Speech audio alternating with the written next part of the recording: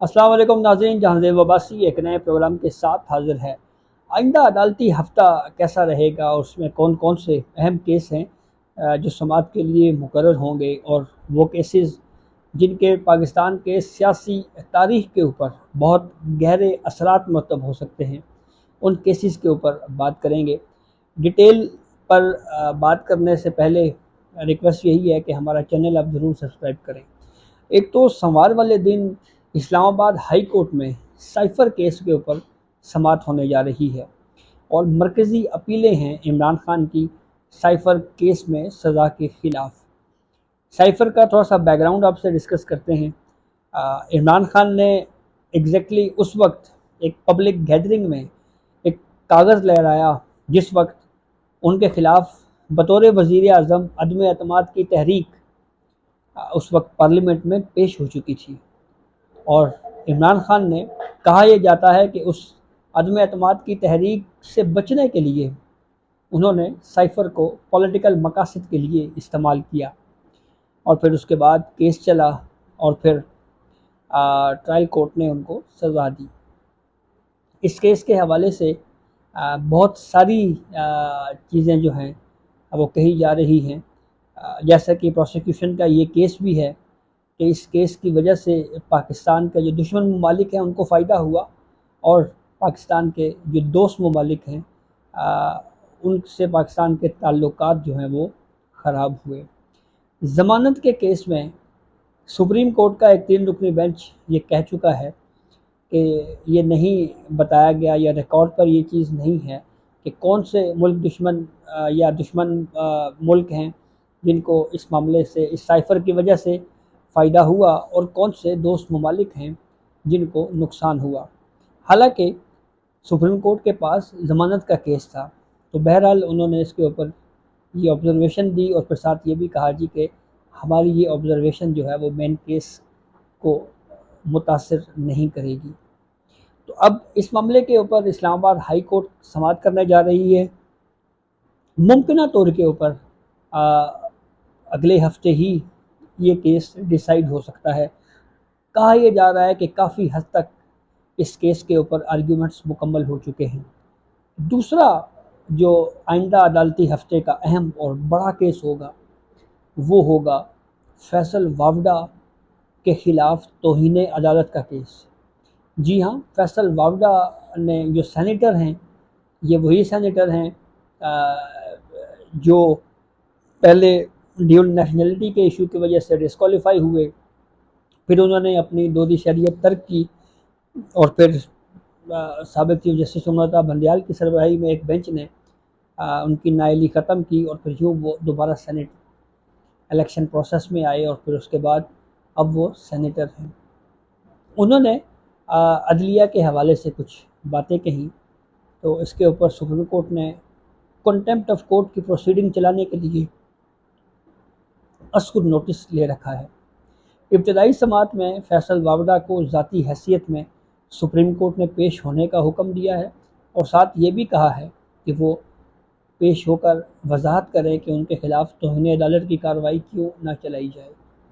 اگر فیصل وافڈا پیش ہو کر غیر مشروط معافی مانگ لیتے ہیں تو پھر عدالت کا رویہ مختلف ہو سکتا ہے، لیکن اگر فیصل وافڈا اس کیس میں جو انہوں نے کہا اس پہ سٹینڈ کرتے ہیں تو پھر عدالتی پروسیڈنگ جو ہے وہ بہت اہم ہوگی، اور اس کے اوپر پھر دیکھنا یہ ہے کہ سپریم کورٹ آف پاکستان کیا اصول طے کرتی ہے اور کس طرف یہ معاملہ لے کر جایا جاتا ہے۔ اور تیسرا کیس، یا یہ فیصل وافڈا کی توہین عدالت کا کیس جو ہے یہ 30 جون کو ہونے جا رہا ہے۔ تیسرا انتہائی اہم کیس وہ ہے سنی اتحاد کونسل کی ریزرو سیٹس کے حوالے سے۔ جب 8 فروری کو پاکستان تحریک انصاف کے حمایت یافتہ امیدوار ملٹیپل انتخابی نشانات پر الیکشن لڑے اور پھر جیتے، تو پھر یہ سوال اٹھا کہ پاکستان تحریک انصاف کو ریزرو سیٹس ملیں گی یا نہیں ملیں گی۔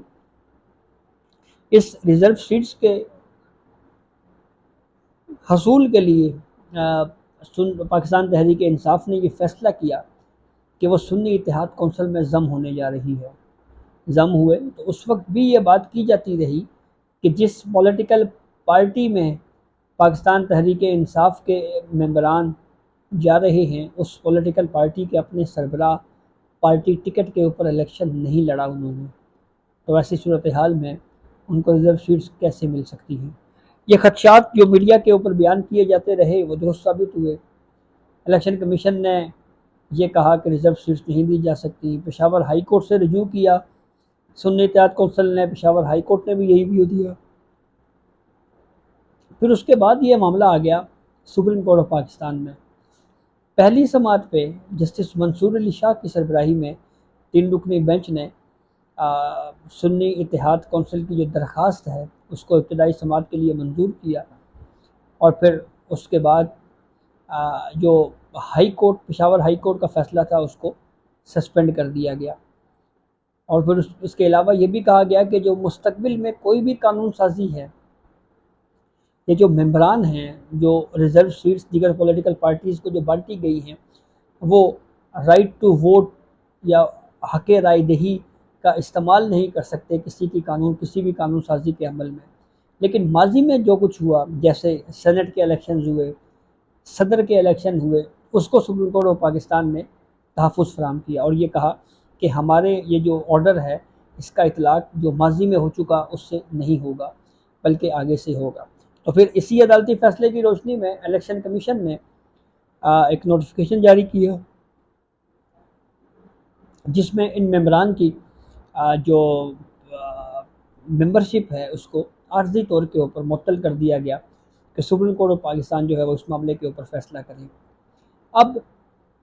سپریم کورٹ کے پاس 2 بنیادی سوالات ہیں۔ ایک سوال یہ ہے کہ کیا سنی اتحاد کونسل کو مخصوص نشستیں دی جا سکتی ہیں یا نہیں، اور دوسرا سوال بہت اہم ہے اور وہ سوال یہ ہے کہ کیا سنی اتحاد کونسل یا پاکستان تحریک انصاف کی وہ مخصوص نشستیں جو ان کو ایک متناسب نمائندگی کے اصول کے تحت ملنی چاہیے تھی، کیا وہ نشستیں دیگر پولیٹیکل پارٹیز میں بانٹی جا سکتی ہیں یا نہیں بانٹی جا سکتی؟ تو کچھ دیر کے لیے اگر ہم اس دوسرے سوال پہ غور کریں اور یہ اخذ کر لیتے ہیں کہ اگر سپریم کورٹ اس نتیجے پہ پہنچتی ہے کہ یہ ریزرو سیٹس دیگر پولیٹیکل پارٹیز کو نہیں بانٹی جا سکتی تو کیا ان کی حیثیت آزاد رہے گی؟ اور اگر سپریم کورٹ اپنے فیصلے میں فرض کر لیں اگر یہ کہہ دے کہ ان کی حیثیت آزاد رہے گی تو کیا سپریم کورٹ یہ کہہ سکتی ہے کہ پارلیمنٹ چاہے تو اس معاملے پہ لیجسلیٹ کر سکتی ہے؟ یہ بہت اہم سوال ہے اور اس کا امپیکٹ پولیٹیکل سیاسی طور کے اوپر اگر ہم بات کریں تو بہت اہم ہے۔ مثال کے طور پہ اس وقت کی جو اتحادی حکومت ہے اس کے پاس 2/3 اکثریت آئین سازی کے لیے نہیں ہے، اور اگر سنی اتحاد کونسل کی یہ ریزرو سیٹس جو دیگر پولیٹیکل پارٹیز کو بانٹی گئی ہیں اگر سپریم کورٹ اس فیصلے کو برقرار رکھتی ہے تو پھر آئین سازی کے لیے حکومت کے پاس 2/3 اکثریت ہوگی، اور اگر ایسا نہیں ہوتا تو پھر صورتحال مختلف ہوگی۔ تو بہرحال آئندہ عدالتی ہفتہ جو ہے وہ بہت اہم ہے اور اس میں بہت اہم کیسز جس کے اوپر سماعت ہونی ہے، اور دیکھنا یہ ہے کہ اس میں عدالتیں ان کیسز کو کس طرح سے آگے لے کے چلتی ہیں۔ تو یہ اب تک کی اپڈیٹ تھی جس سے ہم نے آپ کو آگاہ کیا، بہت شکریہ۔